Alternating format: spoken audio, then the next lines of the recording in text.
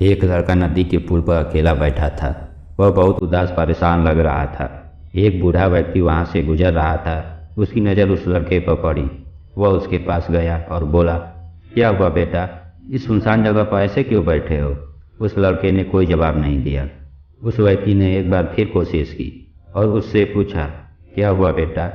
इस पर लड़के ने गुस्से में कहा, कुछ नहीं, अपना काम करो। वह बूढ़ा व्यक्ति बहुत ही समझदार और सुलझा हुआ था। उसने लड़के की परिस्थिति को समझा और उसके पास आकर बैठ गया और बोला, कोई परेशानी हो तो बताओ, हो सकता है मैं तुम्हारी मदद कर सकूं। लड़का बोला, मैं मरना चाहता हूं। बूढ़े व्यक्ति को लगा कुछ ज़्यादा ही परेशान है यह लड़का। उसने कहा, यह तो अच्छी बात है, उस नदी में कूदकर तुम मर सकते हो। मरना तो एक दिन सबको है ही। तुम पहले ही मरना चाहते हो, इससे अच्छी बात क्या हो सकती है? वह लड़का जो अब तक उसकी बात पर ध्यान नहीं दे रहा था, अब उसकी बातों से आश्चर्यचकित हो गया। उस बूढ़े व्यक्ति ने पूछा, पर तुम मरना क्यों चाहते हो? लड़के को लगा कि मरना तो है ही, अब इससे क्या छुपाना। लड़का बोला, ये लड़की ने मुझे धोखा दिया है, मैं उसके बिना नहीं जी सकता। बूढ़ा व्यक्ति बोला, वह लड़की मर गई है क्या तुम्हारे बिना? लड़के ने जवाब दिया, नहीं, वह किसी और के साथ खुश है। हम दोनों एक साल से प्यार करते थे, साथ में शादी करना चाहते थे। वह भी मुझसे बहुत प्यार करती थी। फिर अचानक मुझे पता चला कि वह मेरे साथ साथ किसी और से भी प्यार करती है। जब मुझे पता चला तो उसने मेरा साथ छोड़ दिया और किसी और के साथ चली गई। मेरे मन में उसके लिए इतना प्यार था, फिर भी वह मुझे छोड़कर चली गई। मैं यह दुख सहन नहीं कर पा रहा हूँ। उसकी याद मुझे जीने नहीं देती। मैं उसे नुकसान नहीं पहुँचा सकता। हो सकता है मेरी मौत से उसकी आंखें खुल जाए और वह मेरे प्यार को पहचाने। बूढ़ा व्यक्ति समझदार था। उसने कहा, जो इंसान तुम्हें जीते जी नहीं समझ सका, वह मरने के बाद क्या समझेगा? और अगर वह तुमसे प्यार ही नहीं करती तो तुम उसके लिए मरना क्यों चाहते हो? क्या तुम्हारी ज़िंदगी इतनी सस्ती है कि किसी के लिए भी जान दे दोगे? तुम्हारे घर परिवार में कौन कौन है? लड़के ने कहा, माँ बाप और छोटी बहन है। माँ पिताजी दिन भर काम करते हैं और वह भी मुझे हर बात पर डांटते रहते हैं। मैं ज़िंदगी से तंग आ गया हूँ। बूढ़े व्यक्ति ने कहा, तुम्हारा परिवार होते हुए भी तुम एक अनजान लड़की के लिए मरना चाहते हो तो तुम्हारी मर्जी, मैं तुम्हें नहीं रोकूंगा।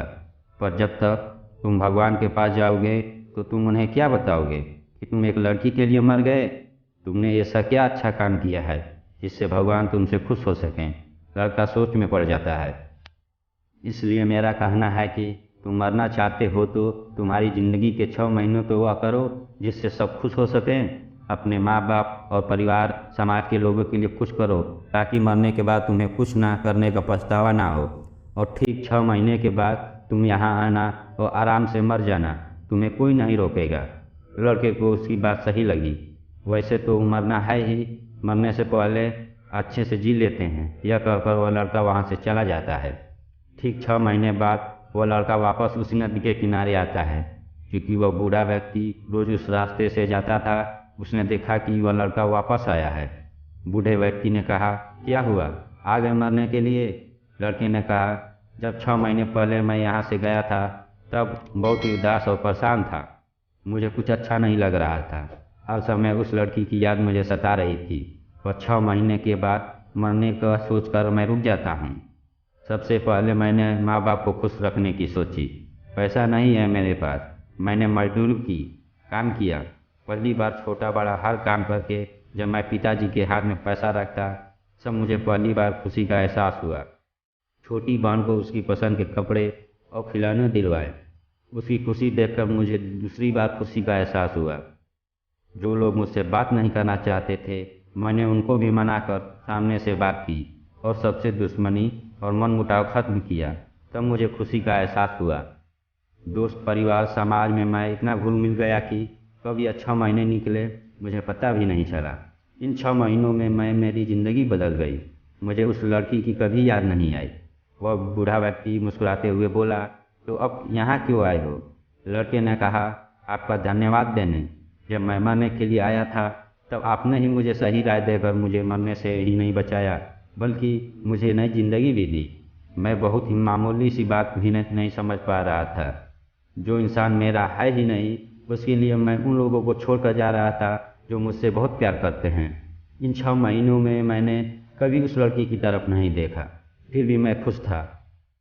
लड़की का क्या हुआ? बूढ़े व्यक्ति ने पूछा। लड़का बोला, दोस्त बता रहे थे कि वह जिससे प्यार करती थी उस लड़के ने उसे भी धोखा दे दिया है और वह वापस मुझसे बात करना चाहती है, पर इस बार मैं धोखा नहीं खाने वाला। मैंने उसे साफ मना कर दिया। घर वालों ने मेरे लिए एक बहुत अच्छी और सुंदर लड़की ढूंढी है। मेरी उससे शादी है जिसमें आपको ज़रूर आना है। यह कहते हुए दोनों आपस में गले लग जाते हैं। दोस्तों, यह 16 से 21 साल की जो उम्र होती है, यही वह चैलेंज होता है जिसमें आप अपनी सारी ज़िंदगी की नींव रखते हैं। ईश्वर ने इस उम्र में आपके लिए इतने चैलेंज रखे हैं जिनमें पार पाना बहुत मुश्किल लगता है, जैसे प्यार, नशा, मौज मस्ती आदि। इन सब को इग्नोर करके जो आगे बढ़ता है वही लाइफ में कुछ कर पाता है। यह सभी हमारे समय को ख़राब करते हैं। इसलिए जब तक आप अपने लाइफ में कुछ बन नहीं जाते तब तक आप इस प्यार व्यार के चक्कर में ना पड़ें। आप क्यों भूल जाते हैं कि आपको अपना जीवन साथी किसी भी हालत में मिल जाएगा? बस आप उसके लायक बनिए कि आप उसके रिश्ते की कदर कर सकें। अपने लाइफ में हर कुछ हासिल करें, उसके बाद ही आप अपने साथी के लायक बन पाएंगे, नहीं तो वह साथी भी आपको छोड़कर चली जाएंगी। दोस्तों, अगर आपको यह कहानी अच्छी लगे तो लाइक एंड सब्सक्राइब जरूर करें।